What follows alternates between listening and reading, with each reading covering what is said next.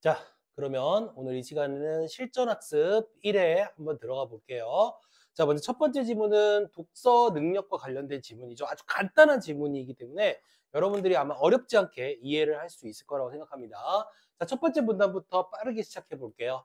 자, 먼저 인간의 독서 능력은 선천적일까? 자, 질문을 통해서 화제를 제시하고 있네요. 자, 만약 그렇다면 인간은 별도의 노력을 하지 않아도 언젠가 자연적으로 독서 능력을 갖게 될 것이다. 그러나, 자, 항상 우리가 주목할 땐 그러나라고 하는 말이 나올 때 결정적으로 그 다음에 역접의 접속사이기 때문에 뒤에 아주 중요한 내용이 담겨져 있겠죠. 아무 노력 없이 글을 읽어내는 인간을 보지 못했다는 우리들의 일반적인 경험에 근거할 때, 그러니까 우리가 학습이라는 걸 통해서 글을 읽어내는 거잖아요. 근데 그런 학습이라는 노력이 없이 글을 읽어내는 사람이 없다는 것이 우리의 뭐가 되겠습니까? 일반적인 경험인 거잖아요. 그걸 근거할 때 독서 능력은 인간의 선천적인 능력이 아닌 것으로 보인다라고 얘기를 합니다. 오케이. 자, 필자가 이야기하는 첫 번째. 자, 인간의 독서 능력은 선천적일까? 아니라는 겁니다. 다시 말하면, 자, 독서 능력은 인간이 가질 수 있는 이 독서 능력이라고 하는 거는 자, 첫 번째 특징, 선생님이 첫 번째라고 얘기하는 건 뒤에 또 다른 특징이 있기 때문에 첫 번째라고 얘기를 하는데요. 바로 선천적이지 않고 어떻다라는 얘기냐면 후천적으로 나타난다라고 하는 것이 첫 번째 특징이고요. 다음 보겠습니다. 한글을 배운 아이들이, 그러니까 이걸 예문을 통해서 표현하죠. 과자라는 글자를 보여주면 어떤 일이 벌어질까? 과자를 무척 좋아하는 아이도 단지 글자에 불과한 과자에는 큰 관심을 보이지 않는다. 또한 한글을 배우기 시작한 얼마 되지 않은 아이는 글을 유창하게 읽지를 못한다. 그래서 부모는 글보다는 주로 말로 아이와 의사소통을 하게 된다는 얘기입니다. 무슨 얘기냐? 글자라고 하는 것에는 큰 관심을 보이지 않는 거예요. 그렇죠? 왜냐하면 과자를 좋아하는 아이들이라도 글자 자체에는 관심을 두지 않는다는 얘기죠. 그리고 글을 배우기 시작했다 하더라도 얼마 되지 않아서 얼마 되지 않은 아이는 글을 유창하게 읽지 못해요. 그래서 부모는 글보다는 주로 말로 아이와 뭐한다? 소통을 한다는 겁니다. 그러니까 글로 이건 과자 이렇게 써주는 게 아니라 말로 이건 과자다 이렇게 알려준다는 얘기죠. 자, 이는 독서 능력이 선천적인 것이 아니며, 자, 또 다른 자, 처음에 나왔던 특징, 후천적이라는 특징과 함께 구어 능력보다 늦게 발달한다는 그 다음 또 다른 특징도 있다는 겁니다. 독서 능력은 결국에 뭐 하는 거죠? 말을 하는 겁니다. 그래서 구어 능력보다 어떻게 된다? 늦게 발달이 된다. 발달이 된다라는 그러한 특징을 가지고 있다. 우리는 이렇게 들여다볼 수가 있겠네요. 자, 두 번째 문단으로 가볼까요? 그렇다면 독서 능력이란 어떤 것일까? 그러니까 두 번째 문단에서 우리에게 말해주고 있는 것은 바로 독서 문단이 가지고 있는 뭐를 설명하려고 한다? 개념을 먼저 설명해 주려고 하는 것 같네요. 이와 관련하여 자, 이때는 누가 등장합니까? 바로 학자가 등장을 해서 독서 능력이란 무엇인가 라고 하는 거에 대해서 설명을 해주려고 해요. 바로 첫 번째 학자는 존 올레라고 하는 학자인데, 자, 존 올레는 단일 능력 가설을 주장하였다 이렇게 얘기합니다. 그러니까 자, 다시 말하면 독서 능력의 개념을 이 사람은 어떤 특징으로 이야기를 하냐면 단일 능력 가설이라고 하는 걸 가지고 설명을 하려고 한다는 얘기예요. 그러니까 선생님 얘기는 항상 선생님이 독서를 할 때 가장 중요한 포인트가 어디에 있냐면요. 이렇게 어떤 지칭하는 말이 나왔을 때, 그러니까 어떤 설명에 대해서 이론의 제목이 나오잖아요. 그러면 여러분들이 이제 뭐 시험을 볼 때는 그러한 것을 판단하는데 시간이 조금 부족할 수 있지만, 여러분들이 이제 평소에 연습할 때 조금 시간이 여유가 있잖아요. 그럴 때는 이 단어를 가지고 얘가 무슨 뜻인가라고 하는 걸 한번 판단해 보는 것도 우리가 언어 능력을 키우는데 굉장히 좋아요. 그러니까 국어 능력이 굉장히 높이 되는 거거든요. 뭡니까? 국어는 결국에 어휘력 싸움이거든요. 그래서 이렇게 한번 해봅시다. 단일 능력 가설이다. 그러니까 단일, 하나밖에 없는 능력이다. 이렇게 얘기하잖아요. 자, 말을 잘 모르면 그 다음 내용을 통해서 여러분들이 생각했던 생각과 동일한지를 판단해 보자는 거죠. 자, 그러니까 독서 능력은 그보다 더 하위의 능력을 나누어질 수 없는 단일한 능력이다 이 말인 거예요. 다시 말하면 자, 단일 능력 가설의 핵심은 뭐냐면 독서보다 뭐가 없다라는 겁니까? 하위 개념이라는 것이 하위의 능력이라는 것이 없다. 이 존재를 인정하지 않는다는 게 단위 능력 가설이고요. 그 다음, 그는 인간의 독서 능력이 글을 읽은 후에 그 내용을 요약하거나 독후감을 쓰는 것과 같은 하나의 종합적 독서 과제로만 평가될 수 있다고 보았다라고 얘기를 합니다. 이게 무슨 얘기가 되는 거냐면 결국에 독서 능력이라고 하는 것은 그 하위의 능력이 없기 때문에 글을 읽은 후에 그 내용을 요약 또는 우리가 독후감 같은 걸 쓰잖아요. 그런 것과 같은 종합적 독서 과제로만 이 독서 능력을 뭐 할 수 있다? 평가할 수 있다라고 생각을 했다는 겁니다. 그러니까 독서 능력이 뭐냐? 이 사람이 독서 능력이 좋으냐, 나쁘냐 이거를 판단할 때요. 오로지 뭐 내용을 요약 잘했냐 아니면 독후감을 어떻게 썼느냐, 감상을 어떻게 했느냐 이런 걸로만 평가를 할 수가 있다는 거죠. 왜? 이유가 뭐냐? 하위의 능력이 없기 때문이라고 생각을 하는 거죠. 그러니까 오로지 철저하게 독서 능력만을 평가의 대상으로 삼는다는 거죠. 왜? 이유가 뭐죠? 단위 능력이니까. 그런데요. 그러나 찰스 앤더슨이라고 하는 사람이 나오죠. 자, 이때 찰스 앤더슨이라고 하는 사람이 등장하는데 자, 이 사람은 뭐라고 얘기하냐면 독서 능력을 해독과 독해라는 두 기능 요소 간의 통합적 관계로 정의를 했다라고 하는 거죠. 그러니까 이 사람이 정의하는 독서란 무엇인가 라고 하면은 바로 해독이라고 하는 부분과 그 다음에 독해라고 하는 부분 있죠. 자, 이 두 가지의 기능 요소 간의 통합적 관계로 정의를 했다는 겁니다. 결국에 독서라고 하는 게 해독과 독해가 합쳐져서 만들어진 게 독서 능력이다라고 평가하는 거죠. 이해가 됐습니까? 우리는 사실 뒤에 내용을 통해서 이 해독이라고 하는 것과 독해라고 하는 것이 굉장히 중요한 요소로 아마 이 내용에서 평가가 될 거예요. 그러니까 제시가 될 거예요. 그 내용을 이해해야 됩니다. 자, 그 후 대다수 학자들은 독서 능력을 다양한 하위 독서 기능들의 통합 관계로 설명하게 되었다. 이렇게 얘기를 하죠. 자, 그 다음입니다. 죄송해요. 잠깐만요. 그 다음입니다. 자, 앤더슨이 말한 해독 기능과 독해 기능 사이에는 위계성이 존재한다 이거죠. 우리가 위계성이라고 하는 말은 보통 언제 많이 쓰는 거냐면 위아래 상하관계가 있을 때 위계성이라는 말을 많이 쓰거든요. 읽어볼까요? 그러니까 이 둘은 누가 상위 관계, 누가 하위 관계에 있다고 놓여진다고 앤더슨은 판단하는 거예요.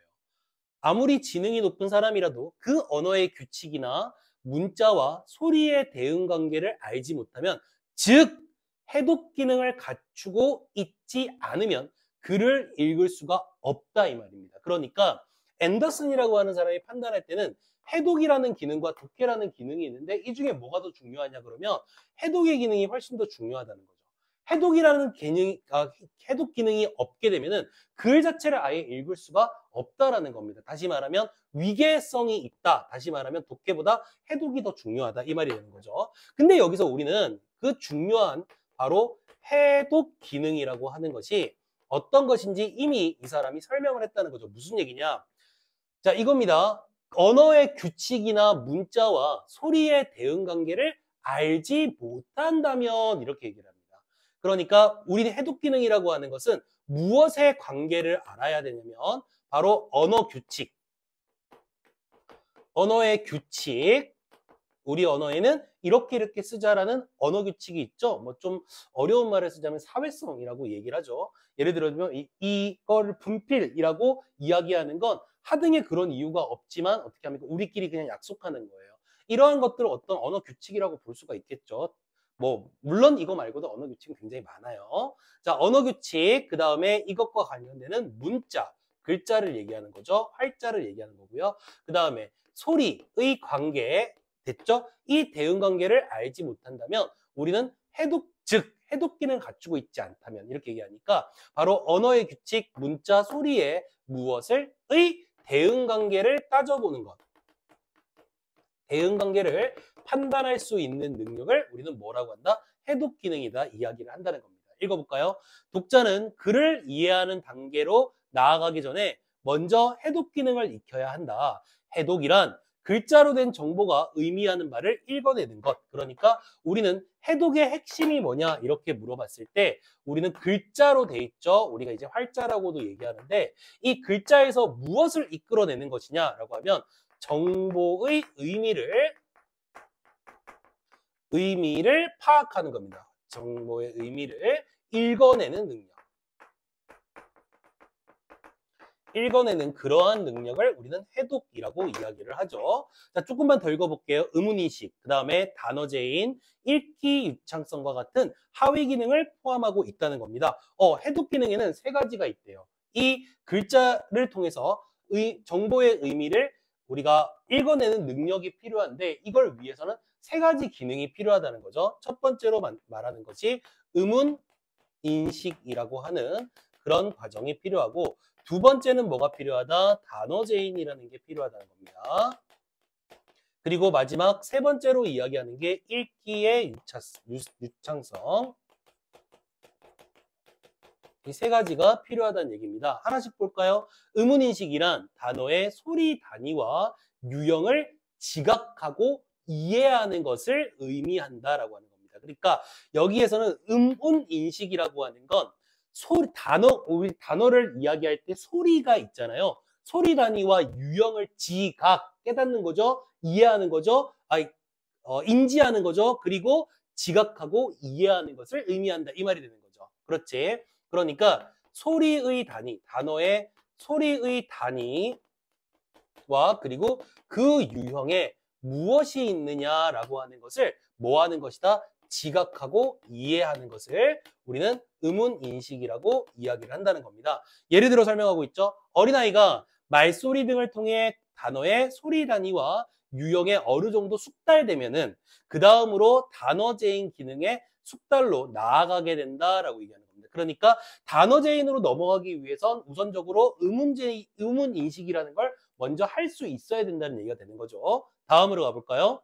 단어제인은 단어를 읽을 수 있는 능력으로 간단하죠? 이건 뭐냐? 단어를 읽을 수 있는 능력.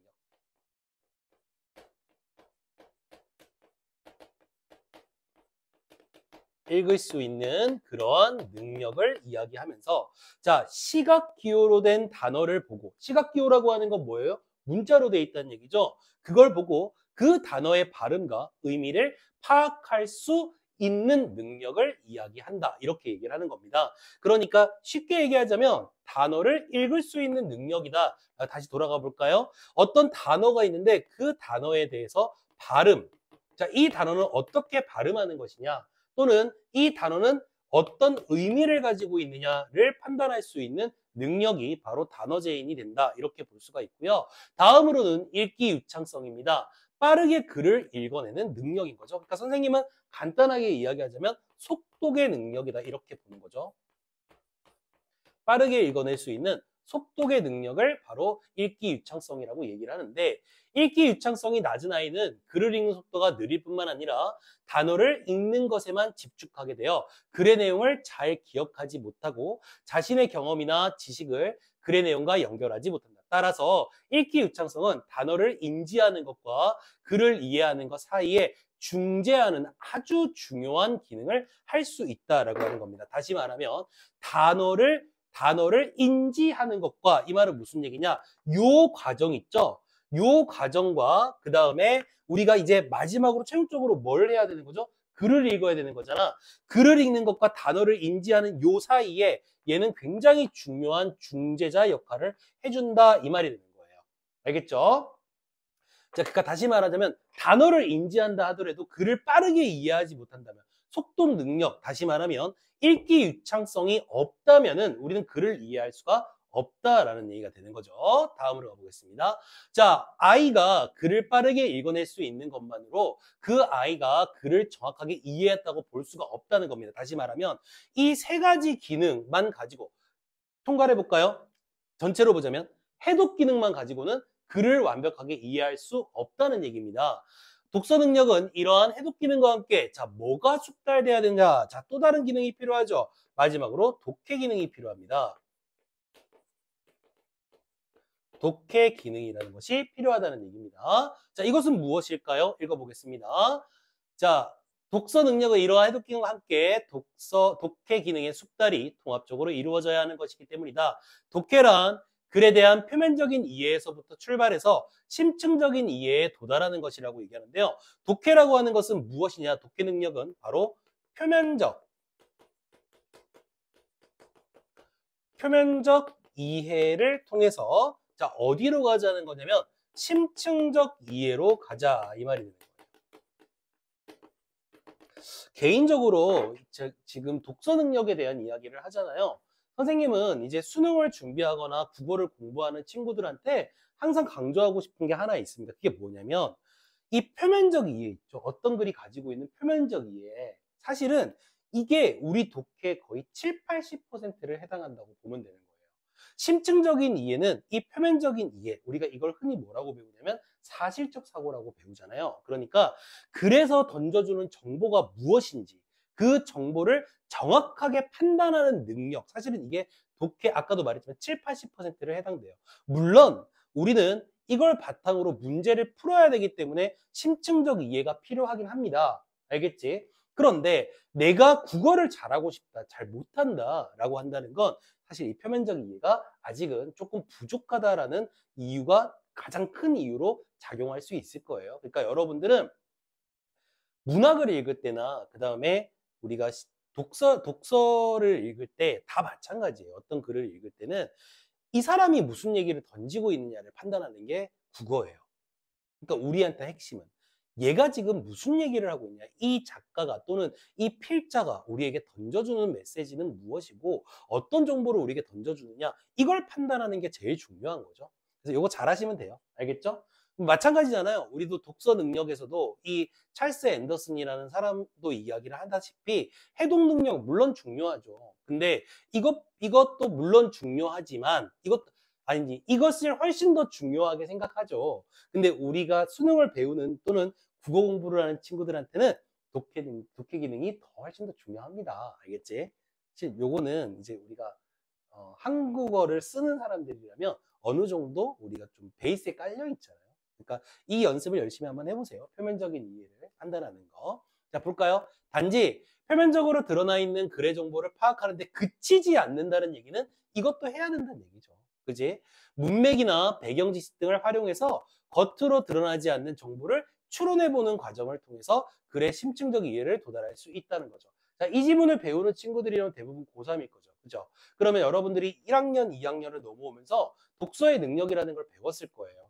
뭐죠? 표면적인 이해를 하자는 건 다른 말로 바꾸자면 무엇을 하자는 거냐? 바로 글의 정보를 판단할 수 있는 사실적 이해를 하자는 얘기고요. 심층적인 이해는 이걸 바탕으로 뭐 해보자는 겁니까? 추론적인 이해를 해보자는 것. 이 능력을 가지고 있어야지만 온전하게 글을 이해할 수 있다. 그 다음에 읽어볼까요? 온전한 의미의 독서 능력은 실제 독서 맥락에서 해독과 함께 앞에서 봤던 우리가 의문인식, 단어제인, 읽기 유창성이라는 이 세 가지의 해독과 함께 이러한 독서를 제대로 수행할 수 있는 상태를 의미한다고 볼 수 있다라고 하는 겁니다. 알겠죠? 자, 여기까지가 바로 우리 실전학습 1회 뭐가 되겠습니까? 독서 능력이 되겠습니다. 자, 잘 정리를 하시길 바랍니다. 자, 그러면 이어서 우리 계속 그 인문지문으로 한번 넘어가 보도록 할게요.